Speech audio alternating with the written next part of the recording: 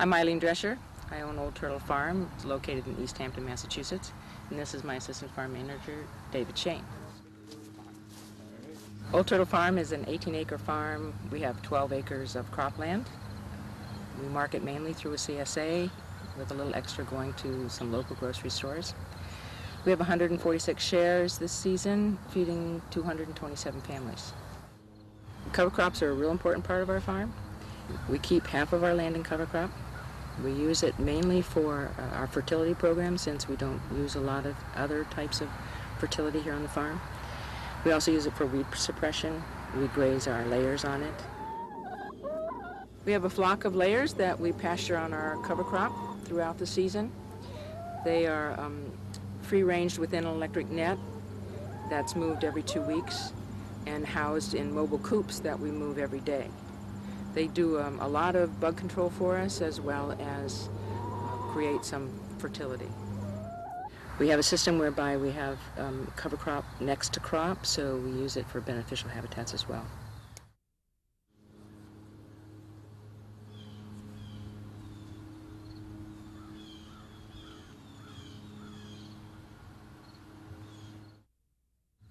Our field space is divided into sections of 30 beds.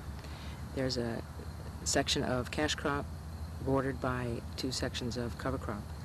The next season, those are rotated such that the cash crops are now in sections where there was some cover crop. Each of our sections contains 30 permanent beds. They're mostly 300 feet long by 45 inches center to center. We also keep these permanent beds exactly where they are. We use a spader and drive only on the pathways, walk only on the pathways, so the beds always remain the same, whether they're in cover crop or in cash crop. After our cash crop, we would seed with rye and vetch, or just rye as the season gets colder.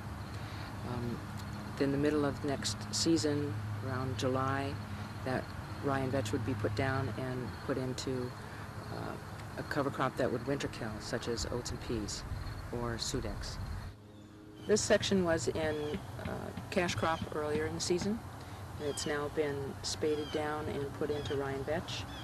We are on a permanent bed system, so the pathways always stay in the same place, and the bed is planted with cover crop. We keep the pathways clean so that we're able to find the bed the next year. We use a permanent bed system mainly to reduce compaction and to help with maintain good soil structure. We sowed this the middle of August, and we go by beds. So rye and vetch usually gets put down 5 pounds of rye and 2 pounds of vetch per bed. And since we go bed by bed, we just mix the seed according to the number of beds we're going to put down at that time. This rye and vetch will be allowed to grow until it starts to head out, and then it will be mowed. We usually have to mow twice for the rye, and then allow the vetch to come back through and flower, and we mow again for the vetch, and then it will be spaded down and put into a winter-killed cover crop such as oats and peas. This is the equipment we use for planting our cover crop. A simple drop seeder that we purchased from Market Farm Implement. It's made by Shaper Brothers. It's adjustable according to the size seed that you're putting down. We incorporate it with a basket weeder. We use a pipe on the back of the tractor that drags along the bed, and that helps to create the compaction necessary for faster seed germination. This is a field of oats and peas. It was seeded in the mid-August after spading down rye and vetch. The beds are seeded to about 5 pounds of pre-mixed oats and peas per bed. Any of the legumes that we put down, we do inoculate them prior to seeding. The other part of our fertility system is compost. So we have to buy our compost in. It's rather expensive. So we have been using a lot of legumes in our cover crop in hoping to reduce the amount of compost we have to use.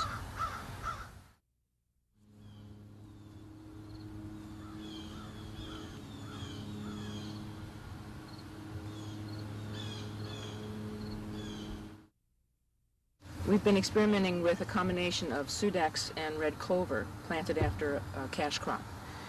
The sudex will winter kill, and then the red clover will come back through in the spring and remain through the next season. This Sudex was put in after cash crop, the middle of August. The seeding rate is 3 pounds of Sudex to 2 pounds of red clover per bed. Sudex gives us a lot of biomass, and then the red clover gives us the nitrogen.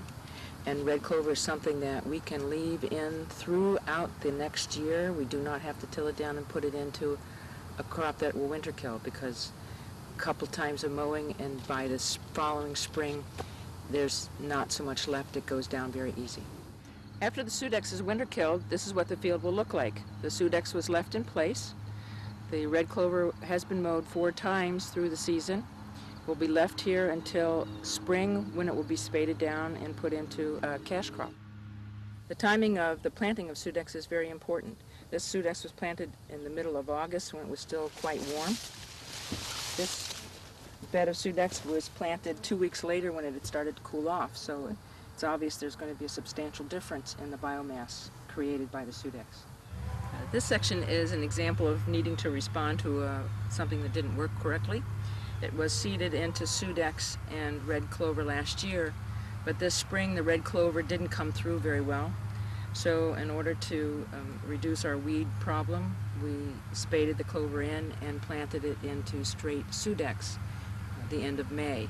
We got a great stand of Sudex, and this has been mowed 3 times. Has created a very good weed suppressive situation.